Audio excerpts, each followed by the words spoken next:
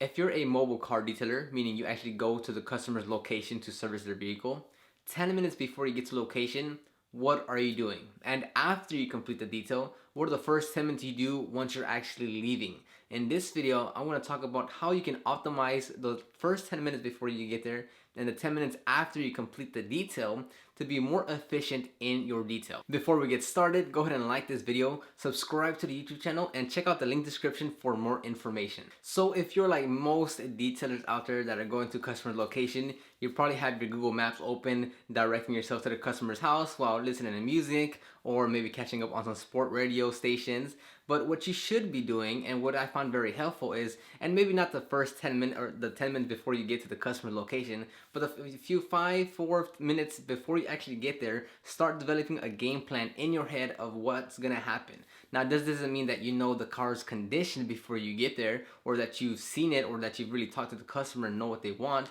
I'm not talking about that, but as far as having a sense of what's the first thing you're gonna do once you talk to the customer, what questions are you gonna ask, what type of obviously you're gonna have an idea what type of detail it is. So have a general sense of what detailing products you're gonna need and how long you want to take, and you just kind of go through a checklist before you get there, so you're not trying to figure everything out just when you're there. Now, I'm not saying you have to have a set plan on the exact steps you're gonna take, but at least you have a general guideline of how to attack it once you're there. That way you can speed up your process a lot faster than just going with the flow on each and every detail. So just like pilots in aviation, they go through a checklist every single time they're ascending and every single time they're descending for landing. Every single flight they take off and they're landing, they will go through a checklist no matter what. If they don't, they can either die or lose their license and never fly again.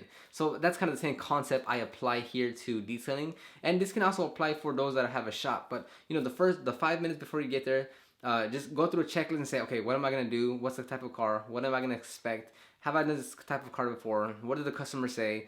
Did they say anything specific that they needed me to remember or for me to bring up? And just go through a quick general checklist of just preparing yourself, your mind, to see, to kind of go to expect what's gonna happen.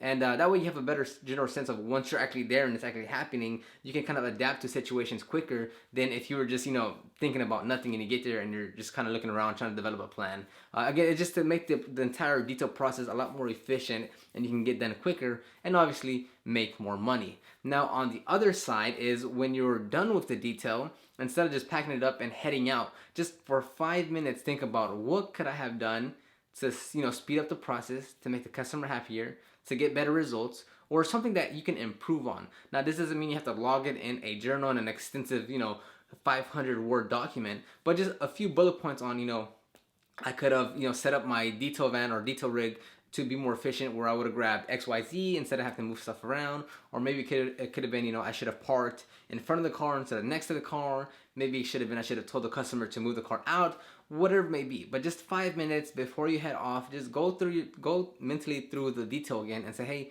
what could I have done to make this detail better for myself, to be more efficient, and obviously better for the customer, to have a better customer experience. Now, are you gonna do this on every single detail? Probably not, especially if you're doing 3-4 cars a day. It's going to be quite repetitive. But if you are in the beginning phases, or if you have a few cars throughout the day that are new customers that you haven't really dealt with, then that's a perfect opportunity to do that. Now, if you're servicing a customer every Friday or once every week, once every other week, or you see a customer on every 3 days, then that type of customer, that type of vehicle, you probably won't need a log because you're so used to it, you already know the ins and outs of it. But for at least new customers, or if you're just gonna start this process, this would be great because you will improve your skills both on the customer experience side of things and on the detail operation side of things much better than if you're just going with the flow on each and every single detail. Remember, you can't improve what you don't measure. So if every detail you're just going with the flow and thinking, oh, I should have done this better, but I'll do it next time, and you don't write it down, and next detail you don't keep yourself accountable by checking it, then you're not going to improve as quick as you can. Remember, if you can't measure it,